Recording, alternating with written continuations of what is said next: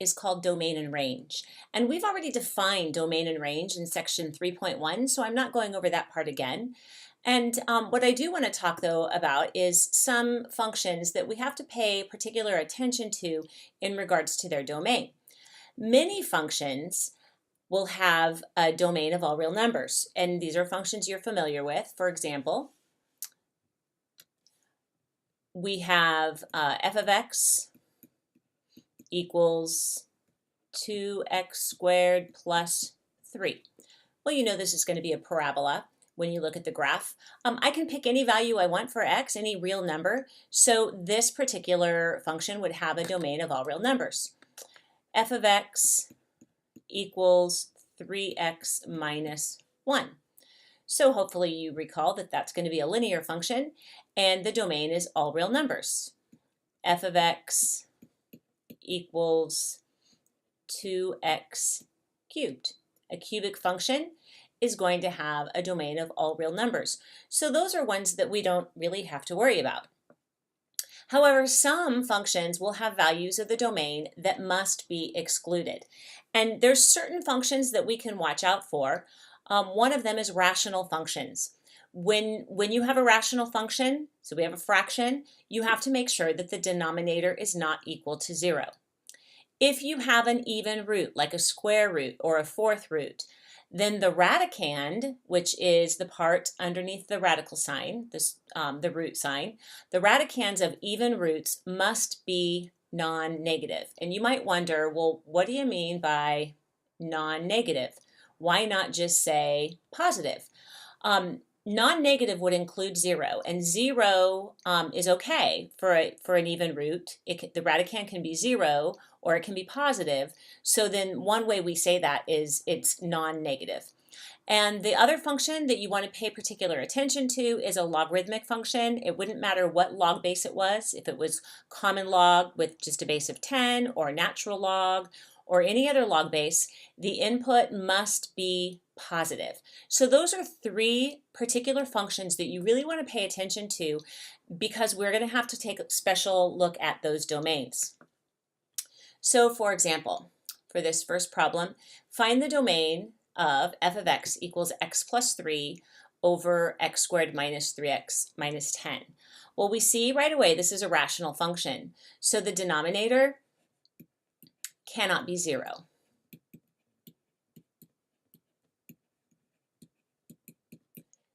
So we're going to set it equal to 0, and then we can figure out what values we would need to exclude from the domain. So let's do that. X squared minus 3x minus 10 equals 0. This happens to be factorable. You could do a diamond problem to help you if you need to do that. So my 2 numbers would be -5, sorry, had a little brain lapse there for a moment, and positive 2, because when we multiply that out, we get a positive 2x, a negative 5x, gives me my minus 3x, and then we have a negative 10. So, so we have x minus 5 equals 0, x plus 2 equals 0, so we get x equals 5, or x equals -2. So these are values that I have to exclude from my domain. So there's some different ways you can write that. Sometimes people will say, all reals except x equal 5 and -2. I mean, and that's descriptive. So you might say something like that. But we also need to know how to write this in interval notation. So if we want to just exclude those 2 values, and here's how you can write that in interval notation. So all the numbers from negative infinity up until -2, but not including -2, those are okay. And then we're going to do union, because that's an or. All the numbers from -2 up until 5, but not including the -2 in the 5, those are okay. Union, and then all the numbers from 5 to infinity are okay. So notice that I have excluded the -2 and the 5 because I didn't put a bracket there. So this is how you would express the domain in interval notation.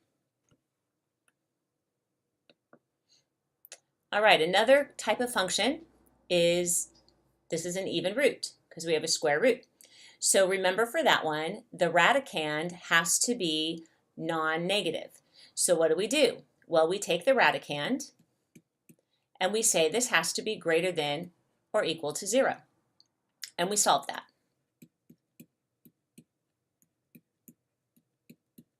And I get x is greater than or equal to 1/3. This is my domain. So this is when I didn't really do an exclusion on this one. I'm saying that this is what the domain is. Any value that is greater than or equal to 1/3 will be allowable with our square root. So in interval notation, that's going to look like this. Bracket because we are including the 1/3 to infinity. So that one's a little simpler to come up with. For a log function, now this one, whereas for the square root, we were okay being equal to 0. With a log function, you cannot be. So the input value has to be positive. So for this one, we're going to take the 2x plus 1, and this has to be strictly greater than 0, not equal to. So you solve that. So we get x is greater than -1/2, and that's my domain. In interval notation, we're going to have a -1/2, comma, infinity. Notice not a bracket because it can't be equal to -1/2. It has to be greater than. All right, here's another example. Find the domain of g of x equals 3x minus 1 divided by the square root of x minus 2. So I've kind of combined two different function types. We have a rational function, but notice that we've got an even root in the denominator. So because it's rational, the denominator can't be 0. Because it's an even root, the denominator can't be negative either. So remember on the previous problem that I did with the square root, it was okay to be 0. But here it's not okay to be 0 because it's in the denominator. So for this one, we're going to take the radicand, and it has to be strictly greater than 0. So x has to be greater than 2 is my domain. In interval notation, 2 to infinity. But again, it can't be equal to 0. I'm going to make a little note of that. Not equal to 0, since this the square root of x minus 2 is in the denominator. So you have to watch out for that. So that one was a little different. You had to combine both aspects. I gave you a handout in class. This is actually just from your textbook.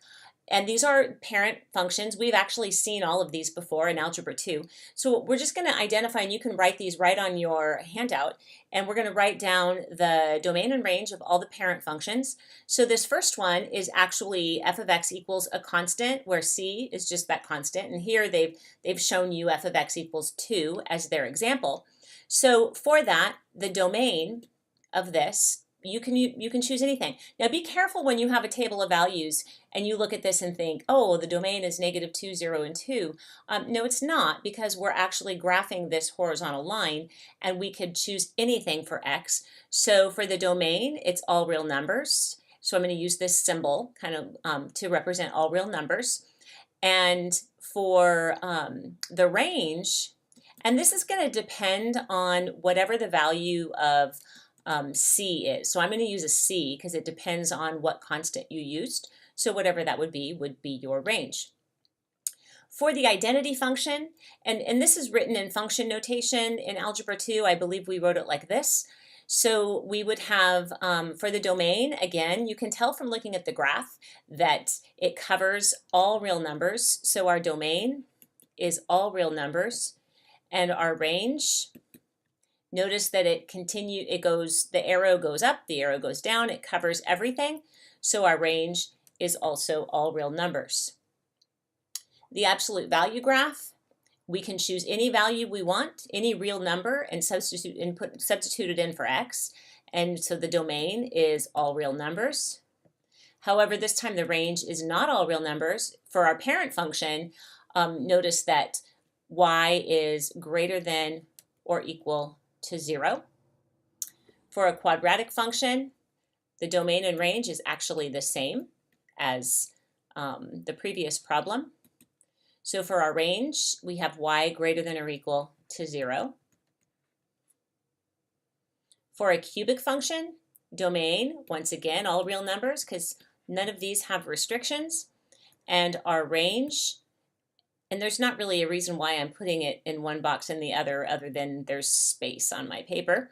And our range, notice that an arrow goes up, an arrow goes down, is all real numbers. And stop and think about what would happen if we have x to the 4th and x to the 5th and x to the 6th and x to the 7th.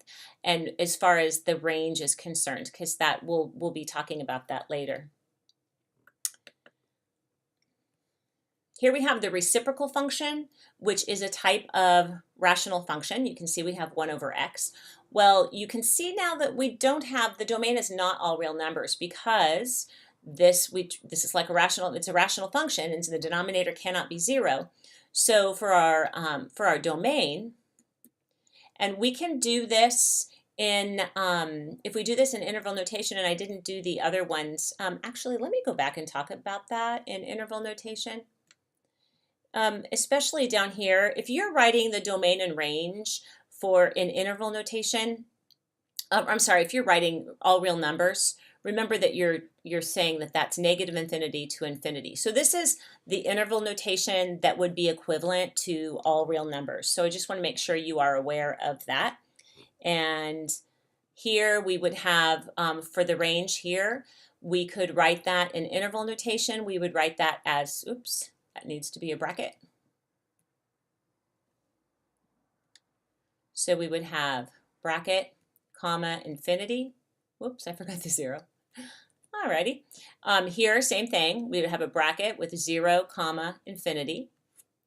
And then these would be negative infinity to infinity. Okay, so back here, for our domain, we have to exclude 0. So I'm going to say x not equal to 0. It's kind of implied when we do that, when we state it this way, that we mean all real numbers, except for what we're excluding. But we could also write this in interval notation. We could say negative infinity to 0, but a parenthesis because I don't include 0, union, and then 0 to infinity. So that's how we would write that one in interval notation.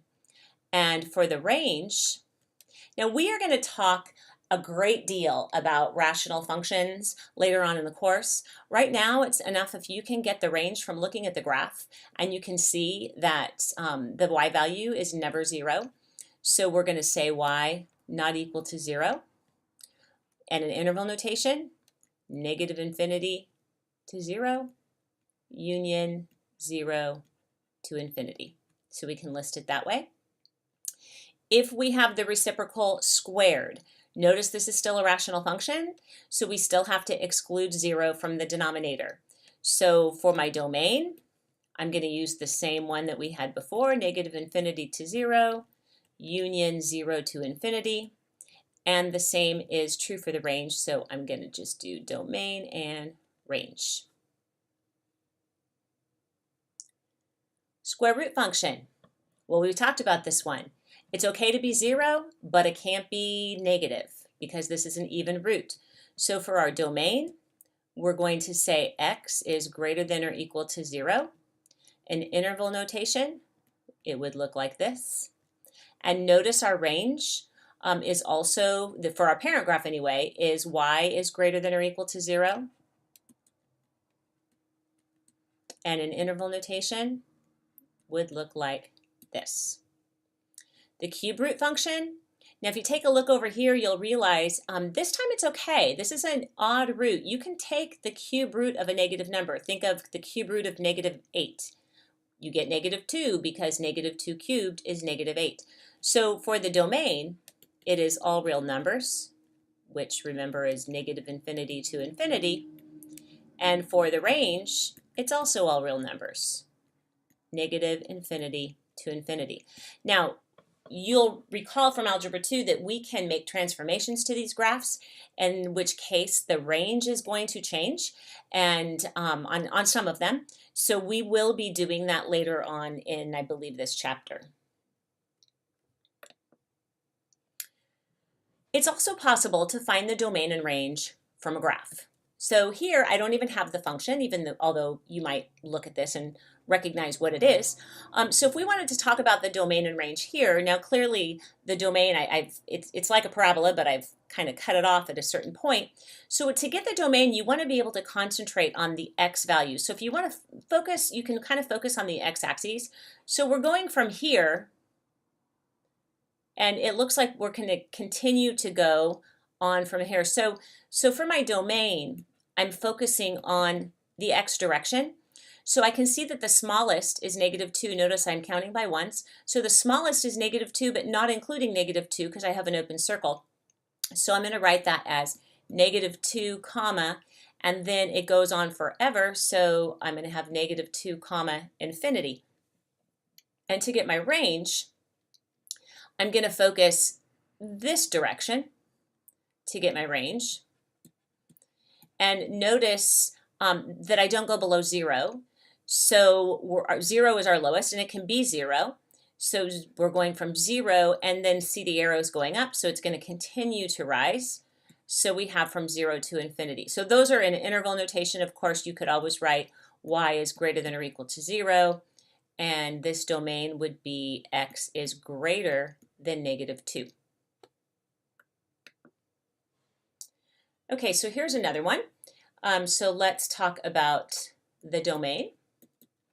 So if we go in the x direction, looks like here's a -5, and it goes all the way to a +4. So I'm going to have, we could write it in in inequality notation with -5 less than x less than or equal to 4 would be inequality notation. Or we could write this in interval notation like this. So, and you should be familiar with both of those.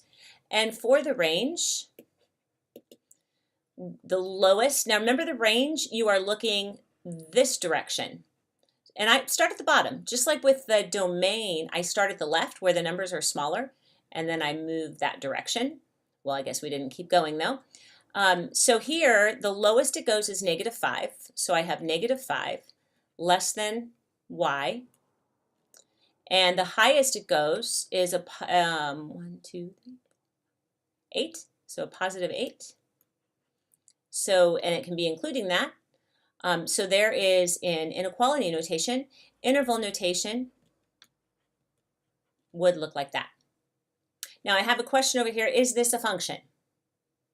Well, yes, it is because it passes the vertical line test. So yes. Is it one-to-one?